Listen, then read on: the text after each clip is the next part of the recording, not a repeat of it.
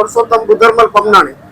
શું કહેશો 9 થી 12 ની સરકારી શાળાની શું સ્થિતિ છે કે બિલકુલ નથી, બહુ તકલીફ છે બધાને। આમાં કરજ કરીને માણસને નિશાળમાં છોકરાને ભણાવવું પડે છે, કા નિશાળમાંથી ઉઠાવવું પડે છે। આ પોઝિશન છે રાજકોટ શહેરમાં। આ તકે વહેલામાં વહેલા તકે સ્કૂલ ચાલુ થાય એવી આપણી માંગણી છે। જો આવું થશે તો બધા માટે સારું થશે। સરળ અભિયાન છે, મારા એકલા માટે નથી, બધા માટે છે। બધાને કામ થવા જોઈએ। નાના માણસોને બહુ ખૂબ જ તકલીફ છે। આના માટે તમે કઈ માંગણી કરેલી છે? અનેક ઠેકાણે માંગણી કરેલી છે, લિખિતમાં અરજી કરેલી છે, મુખ્યમંત્રીને બધાને લખેલ છે, પણ આજ સુધી કોઈ જવાબ મળેલ નથી। દિનેશભાઈ પરમાર। રેતીભાઈ, શું રજૂઆત છે તમારી? અમારી ખાસ આજના દિવસે એક જ રજૂઆત છે। રાજકોટ શહેરમાં સરકારી શાળા ધોરણ 9 થી 12 ની અંગ્રેજી માધ્યમની એક પણ નથી। તો આજના સમયમાં અંગ્રેજીનો જમાનો છે, અંગ્રેજી શિક્ષણનો જમાનો છે। તો આજના સમયમાં કેવી રીતના બાળક આગળ વધશે અંગ્રેજીમાં? સામાન્ય વર્ગના બાળકનું શું થશે? આમાં કેવી રીતના આગળ વધશે ગુજરાત? કેવી રીતના આગળ વધશે ભારત? તો અમારો ખાસ મુદ્દો આ જ છે। સરકારી શાળા એક નથી, ગ્રાન્ટેડ શાળાઓની વાત કરો તો એની શું પરિસ્થિતિ છે? સાહેબ, રાજકોટ શહેરમાં જોવા જઈએ ને તો રાજકોટ શહેરમાં અમે ડેટા મેળવેલો છે। રાજકોટ શહેરમાં ગ્રાન્ટેડ શાળામાં માત્ર ને માત્ર 4 શાળા અત્યારે કાર્યરત છે। હવે 4 માંથી એક શાળા તો બંધ થવાના આરે છે, અને એક શાળા છે તો ઓનલી ફોર ગર્લ્સની છે। પાછળ વહીથી 2 શાળાની વાત કરીએ તો 2 શાળા જે છે તો એ 2 શાળામાં એડમિશન મેળવવું બાળક માટે ખૂબ જ મુશ્કેલ છે। એમાં સંખ્યા જેટલી હોય છે કે એમાં એડમિશનનો વારો બીજા બાળકોનો આવતો જ નથી। તો આમાં હવે પ્રશ્ન એ છે, તો સામાન્ય વર્ગનો બાળક જે છે તો એ આગળ વધશે કેમ?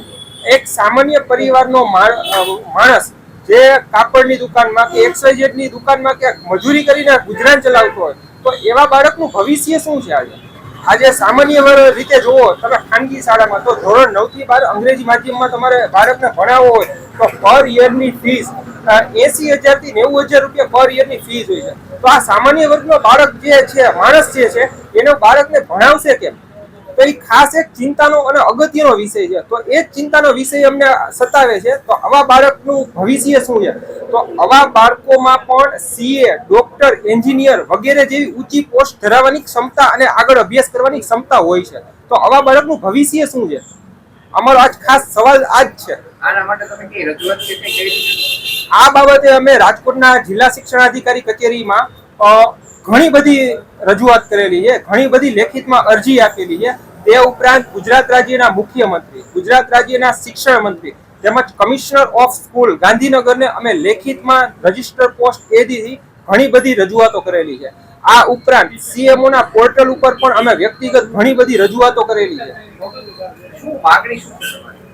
અમારી એક જ માગણી છે, વહેલામાં વહેલી તકે રાજકોટમાં 20 લાખથી વધારેની વસ્તી છે, તો વહેલામાં વહેલી તકે રાજકોટને વધારેમાં વધારે પ્રમાણમાં સરકારી ઇંગ્લિશ મીડિયમની ધોરણ 9 થી 12 ની શાળા મળે, જેથી કરીને બાળકનું ભવિષ્ય આગળ વધે।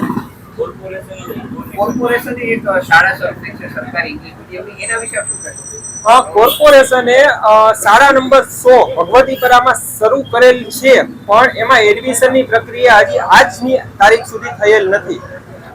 કોર્પોરેશને આ શાળા શરૂ કરેલી છે ભગવતીપરા વિસ્તારમાં, તો એમાં એનું સ્ટ્રક્ચર કમ્પ્લીટ થઈ ગયું છે, પણ હજી એમાં એડમિશનની પ્રક્રિયા શરૂ જ નથી કરી। અને આ શાળા જે છે એ ભગવતીપરામાં શાળા છે। તો રાજકોટનો આખો ક્રાઇટેરિયા વિસ્તાર ખૂબ જ મોટો છે।